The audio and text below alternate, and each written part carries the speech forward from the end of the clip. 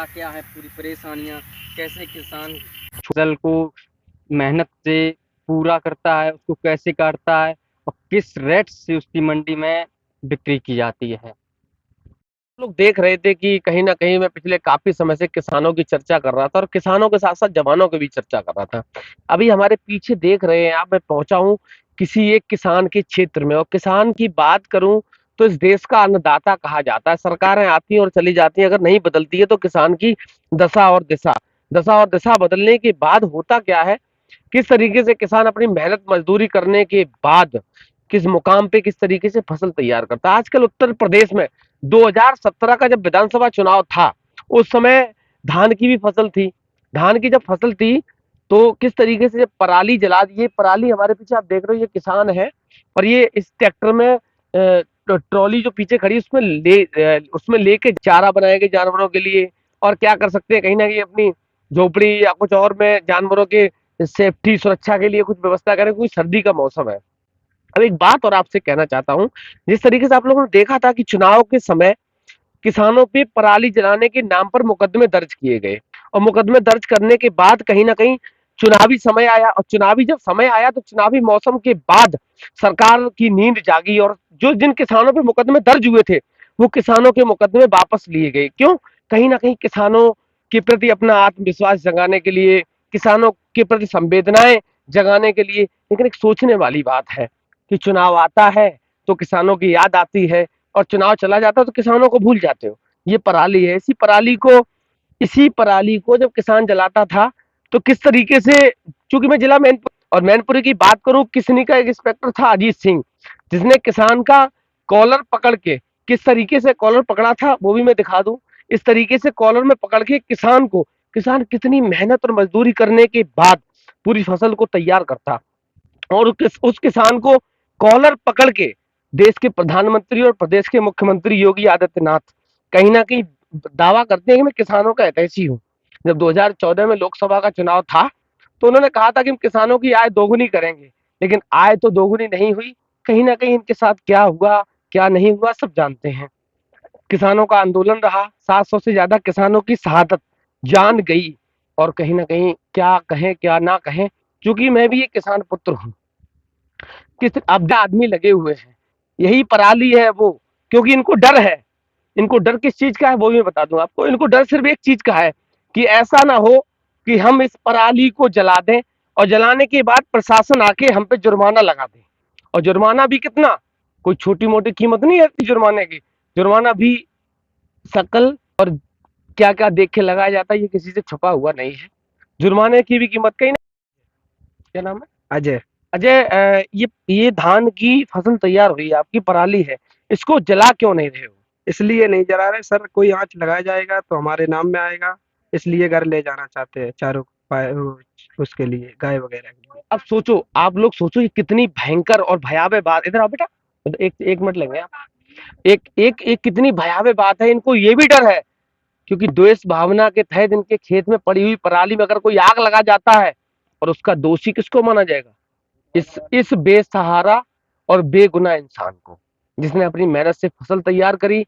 और क्या फर्क पड़ता है, आप देश के प्रधानमंत्री हैं, आप देश के मुख्यमंत्री हैं, एसडीएम अपने ऑफिस में बैठा हुआ, लेखपाल पूरे दिन दलाली करता है, और उसके बाद इन पे आके जुर्माना लगा देगा, वो भी कितना, उसकी कोई भी कीमत नहीं होती। आप इसको घर ले जाके फिर क्या करेंगे? भैंस को खिलाएंगे चारा बना के।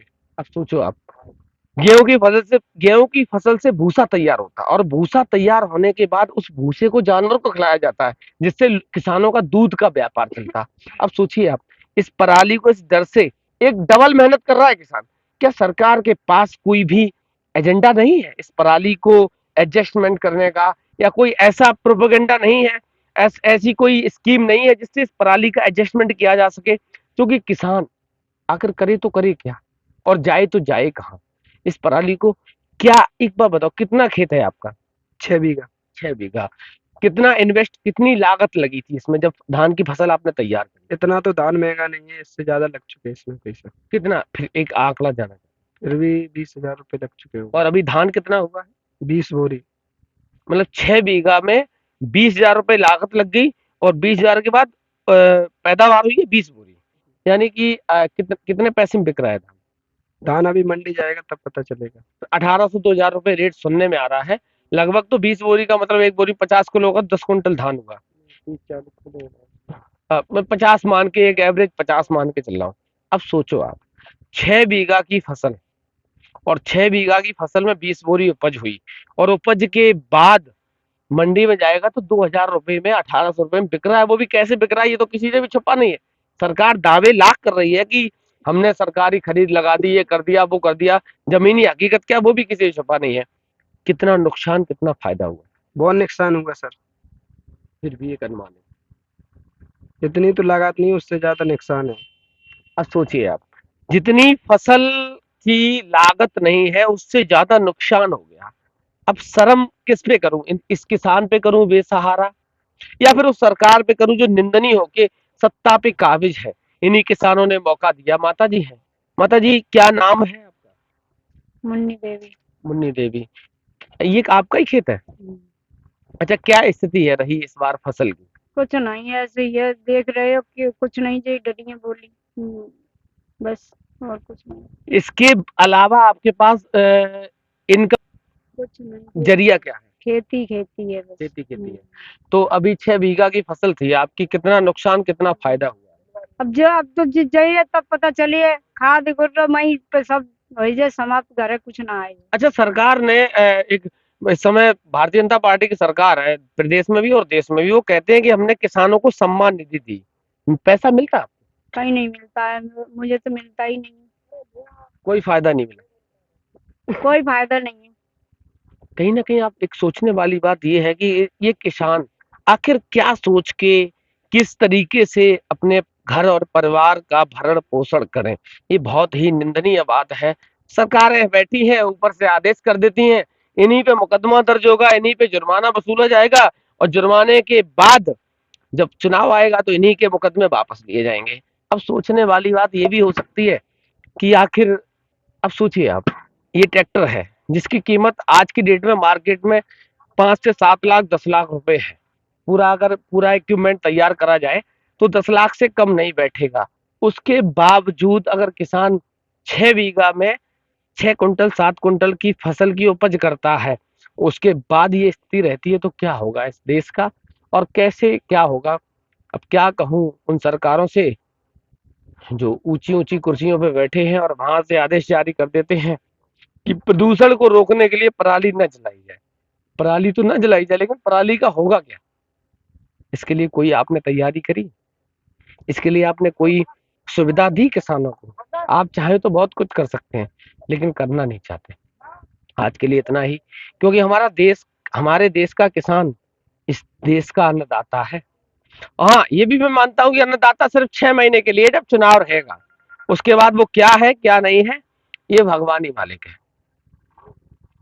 किसानों की बात करता हूँ, जवानों की बात करता हूँ। आज रास्ते से जा रहा था तो किसानों का खेत दिख गया, किसानों का खेत दिख गया तो किसानों की हकीकत दिखाने का प्रयास किया। आज के लिए बस इतना ही। इन किसानों के दुख और दर्द को समझिए। सरकारों से भी यही आग्रह है, आप ऊंची ऊंची कुर्सियों पर बैठे हैं, आप देश के प्रधानमंत्री हैं, आप देश के मुख्यमंत्री हैं, सरकारें आती हैं और चली जाती हैं, किसानों की आप बात करते हैं, किसानों की आय दोगुनी करने की बात करते हैं, लेकिन अगर नहीं बदलती है तो किसानों की तस्वीर और तकदीर। आज के लिए बस इतना ही। पल पल की खबरों को देखने के लिए हमारे चैनल को शेयर एंड सब्सक्राइब जरूर करें, क्योंकि आने वाला जब तक धान का सीजन रहेगा, मैं किसानों की यही हकीकत आपको दिखाता रहूंगा। नमस्कार। पल पल की खबरों को देखने के लिए चैनल को लाइक, सब्सक्राइब और शेयर जरूर करें।